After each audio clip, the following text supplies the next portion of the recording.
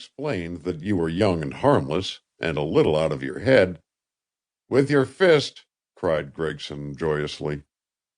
"Gad, but that was a mighty blow. I can see that knife now. I was just beginning my paternoster when chug, and down he went. And he deserved it.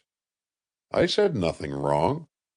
In my very best Spanish I asked her if she would sit for me, and why the devil did he take that as an insult? And she was beautiful." "Of course," agreed Whitmore. "If I remember, she was the loveliest creature you had ever seen. And after that there were others, a score of them at least, each lovelier than the one before. They make up my life," said Gregson, more seriously than he had yet spoken. "They're the only thing I can draw and do well. I think an editor was mad if he asked me to do something without a pretty woman in it. God bless 'em, I hope I'll go on seeing them forever. When I can't see beauty in a woman, I want to die." "And you always want to see it in the superlative degree." "I insist upon it. If she lacks something, as Donna Isabel wanted color, I imagine that it is there, and she is perfect. But this one that I saw tonight is perfect. Now, what I want to know is this: who the deuce is she? Where can she be found, and will she sit for a Burke, 2 or 3 miscellaneous, and a study for the annual sale?" struck in Whitmore.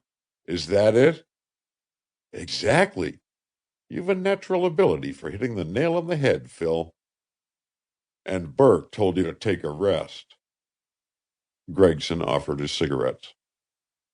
"Yes, Burke is a good-natured, poetic old soul who has a horror of spiders, snakes, and skyscrapers.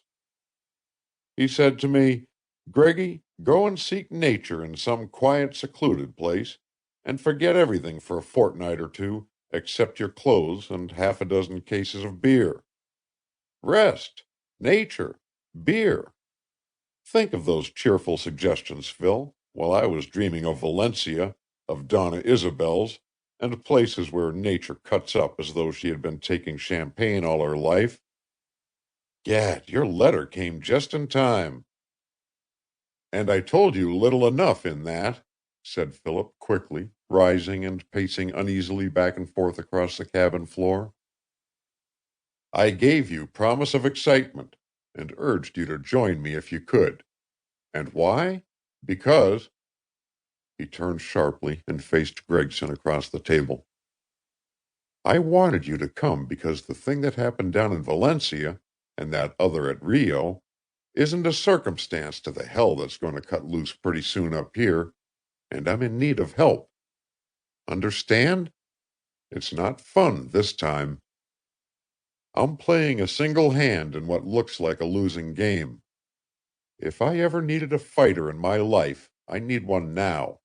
That's why I sent for you." Gregson shoved back his chair and rose to his feet. He was a head shorter than his companion, of almost delicate physique. Yet there was something in the cold gray blue of his eyes, a peculiar hardiness of his chin, that compelled one to look at him twice and rendered first judgment unsafe. His slim fingers closed like steel about Philip's. "Now you're coming down to business, Phil," he exclaimed. "I've been waiting with the patience of Job, or of little Bobby Tuckett, if you remember him, who began courting Minnie Sheldon 7 years ago, and married her the day after I got your letter. I was too busy figuring out what you hadn't written to go to the wedding. I tried to read between the lines, and fell down completely. I've been thinking all the way up from Le Pas, and I'm still at sea. You called. I came. What's up?" "It's going to sound a little mad, at first, Greggy," chuckled Whitmore, lighting his pipe. "It's going to give your aesthetic tastes a jar. Look here." He seized Gregson by the arm and led him to the door. The cold northern sky was brilliant with stars. The cabin, its logs half smothered in dying masses of verdure,